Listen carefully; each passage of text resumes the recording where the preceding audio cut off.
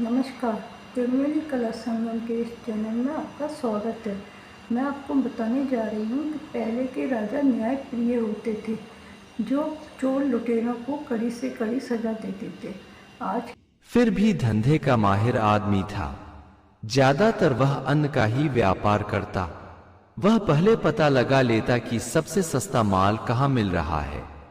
वह सस्ता माल लोगों से उधारी पर ले लेता और फिर पता लगाता कि सबसे महंगा कहाँ बिक रहा है।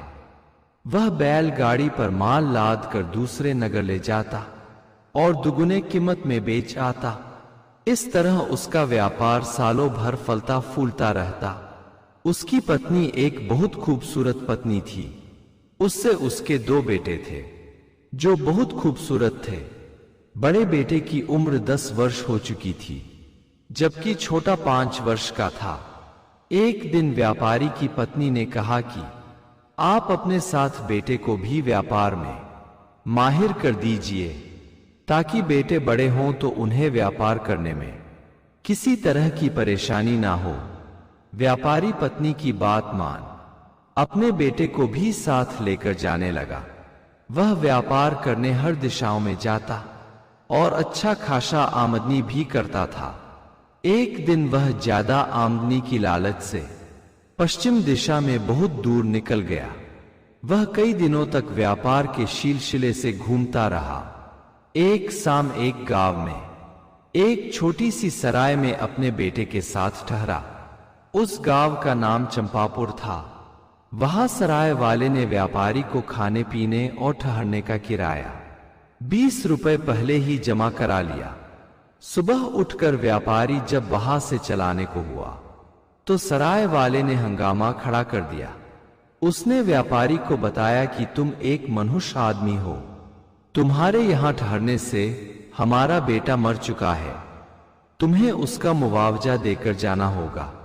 व्यापारी बोला, ये क्या बदतमीजी है, आपके बेटे और मेरे ठहरने का क्या संबंध है? सराय वाला बोला, संबंध है जनाब, संबंध है।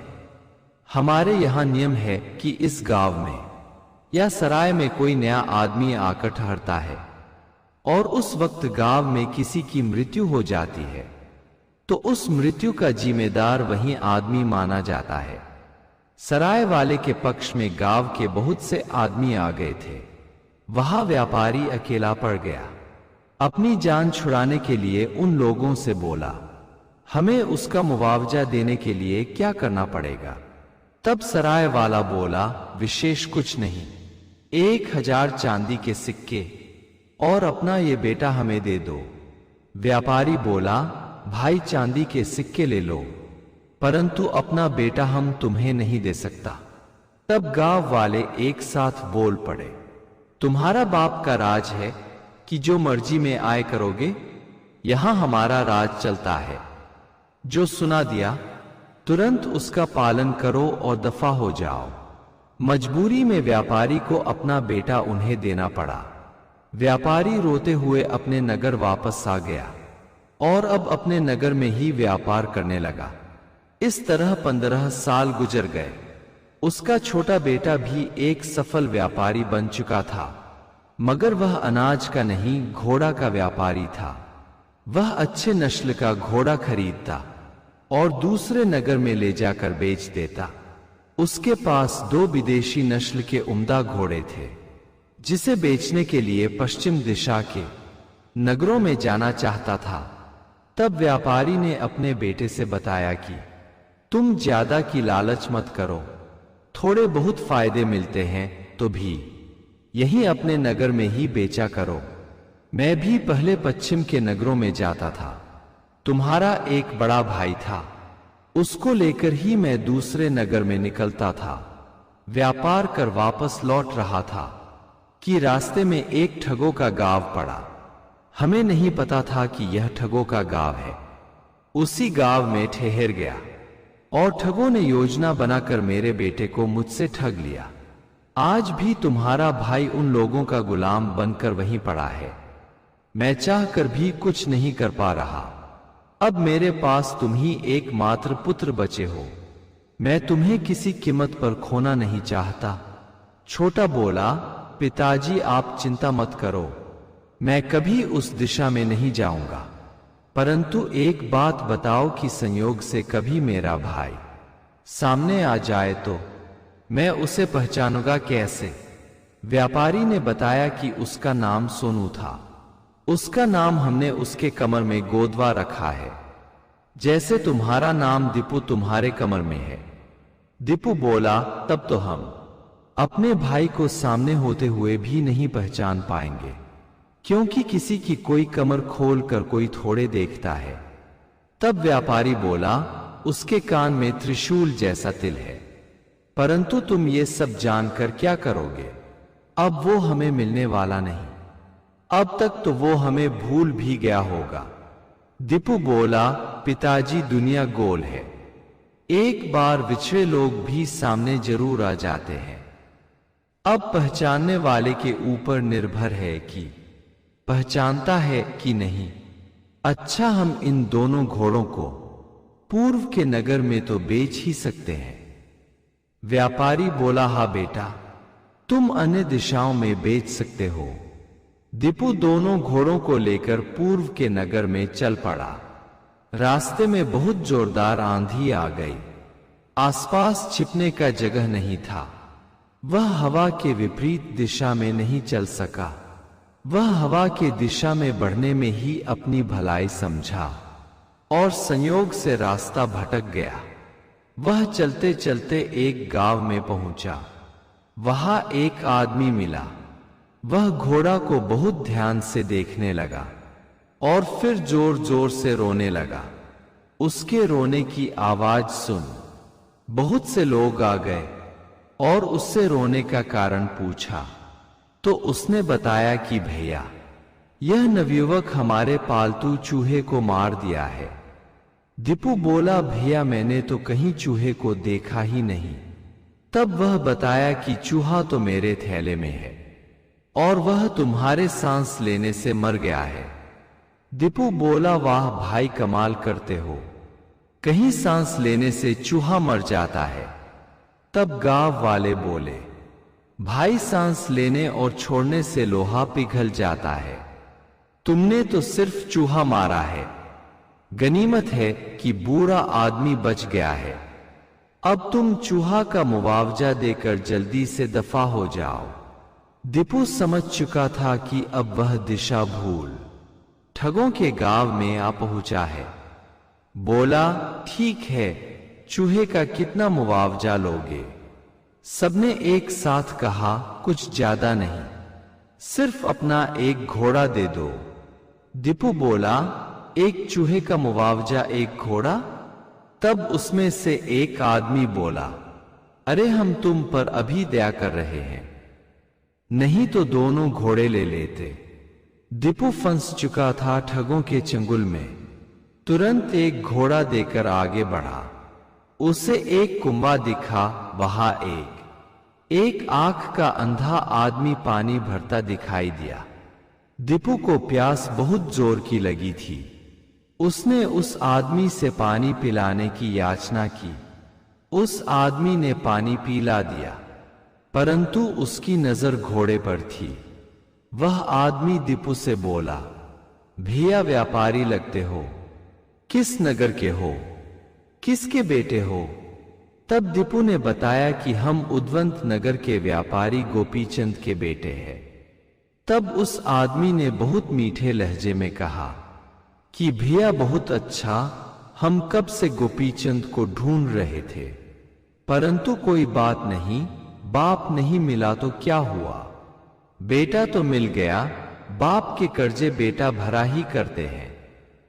दीपू बोला, कैसा कर्जा? तब वह आदमी बोला, आज से 10 साल पहले तुम्हारे नगर गया था, वहां चोरों ने मेरा सामान और पैसे चुरा लिए।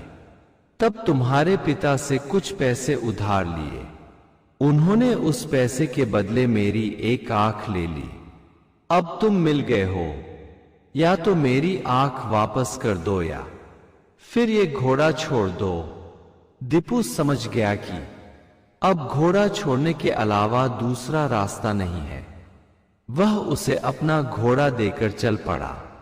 रास्ते में उसे एक नौजवान ग्वाला मिला जो गायों की रखवाली कर रहा था।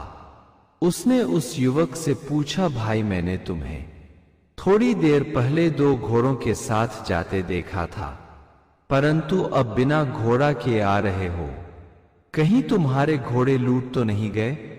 तब दीपू उसके सामने रोने लगा। तब वह नवयुवक बताया कि भैया ये ठगों का गांव है। एक बार मैं भी अपने पिता के साथ आया था, ठगों ने मुझे ही मेरे पिता से ठग लिया। इतना कहते ही दीपू बोला, भाई तुम सोनू तो नहीं हो? वह युवक बोला, भाई तुम्हें मेरा नाम कैसे पता? तब दीपू बोला, भैया मैं तुम्हारा भाई दीपू हूं, हम गोपीचंद के बेटे हैं। दीपू ने अपना कमर वाला गोदना उसे दिखाया और उससे बोला, तुम्हारे कमर में भी तुम्हारा नाम गोदा गया है, तेरे कान में त्रिशूल का चिन्ह है। सोनू अपने भाई को पाकर बहुत खुश हुआ और बोला, घबरा मत मेरे भाई, तू आ गया है तो मैं भी इनके चंगुल से निकल जाऊंगा। रोज सुबह मैं राज दरबार दूध लेकर जाता हूं, राजा हमें पहचानता भी है, हम वहां इन लोगों के खिलाफ शिकायत करेंगे। राजा न्याय प्रिय है, हमारे साथ अन्याय नहीं करेगा। आगे मैं बताऊंगा तुम वही करना। रात में मैं तुम्हें गौशाला में छुपा दूंगा, भोर में ही हम राजदरबार के लिए निकल पड़ेंगे। सुबह दोनों भाई राजदरबार पहुंच गए और अपनी कहानी शुरू से अंत तक सुना दी। राजा से उन्होंने बताया कि किस प्रकार गांव वाले आगंतुकों को ठग लेते हैं, वे स्त्रियों को भी ठग कर लाते हैं और फिर उन्हें ऐसे बेच देते हैं जैसे कोई बकरी हो। वे स्त्रियों को गले में रस्सी बांधकर दलाल को बेच देते हैं। वे अपने बहन बेटियों को भी बेचने से गुरेज नहीं करते। सुंदर स्त्रियां तो उनकी कमाई का प्रमुख जरिया है। बहुत नीच लोगों की बस्ती है। राजा ने अपने सिपाहियों को भेज उस सराय के मालिक, चूहे वाला आदमी को और उस अंधे को भी राजदरबार बुलावा लिया। राजा ने सराय वाले से कहा कि तुम्हारे आने से इस युवक के पिता की मृत्यु हो गई है, तुम्हें उसका मुआवजा देना पड़ेगा। सराय वाला बोला, नहीं महाराज, किसी के आने भला किसी की मृत्यु होती है। राजा ने कहा कि 15 साल पहले एक व्यापारी के तेरे सराय में ठहरने से तुम्हारे बेटे की मृत्यु हो सकती है, तो तुम्हारे यहां आने से भी इसके पिता की मृत्यु हो सकती है। सराय वाला समझ गया कि मेरा चरवाहा ने सब बात राजा को बता दिया है। वह अपनी गलती मान राजा के सामने रोने लगा। राजा बोला, तुम्हें तो इसी वक्त फांसी चढ़ाना चाहिए था, परंतु तुम्हें छोड़ रहा हूं, परंतु मुआवजा तो देना ही पड़ेगा। तुम 1 लाख स्वर्ण मुद्रा कल तक खजाने में जमा कर दो, उसमें से 50,000 इस युवक को दिया जाएगा, जबकि 50,000 सही खजाने का होगा। अगर नहीं जमा करते हो तो तुम्हें पूरे परिवार सहित फांसी चढ़ा दिया जाएगा। अब राजा ने चूहे वाला आदमी को बुलवाया और बोला कि सुना है, तुम्हारे सांस लेने और छोड़ने से चूहे मर जाते हैं। वह बोला, नहीं सरकार, ऐसा मैंने कब कहा। राजा बोला कि तुम सिर्फ कहे ही नहीं, मुआवजा भी ले लिए हो। इस युवक का घोड़ा तुमने क्यों लिया? वह गिड़गिड़ाने लगा तो राजा बोला कि इसका घोड़ा और 10,000 स्वर्ण मुद्रा कल तक राजदरबार आ जाने चाहिए, वरना फांसी के लिए तैयार रहना। अब बारी अंधे की थी। राजा ने कहा कि सुना है कि तुम अपनी आंख गोपीचंद नाम के किसी व्यक्ति के पास गिरवी रख आए हो। गोपीचंद के पास आंख की गोदाम है, हजारों आंखें हैं उनमें।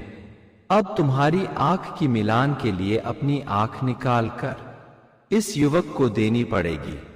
वह अंधा रोने लगा कि गलती हो गई है सरकार, हमें माफ कर दीजिए। राजा बोला, इसके घोड़े के साथ 10,000 स्वर्ण मुद्रा कल तक राजदरबार में जमा कर दो। नहीं तो सचमुच तुम्हारी बची खुची आंख निकाल ली जाएगी। और अब किसी के साथ ठगी की तो तुम लोगों को तुम्हारे गांव में ही फांसी दी जाएगी। सुबह होते ही सबने रकम और घोड़े राजदरबार में जमा कर दिया। राजा उन्हें उनका घोड़ा और धन दौलत देकर विदा किया।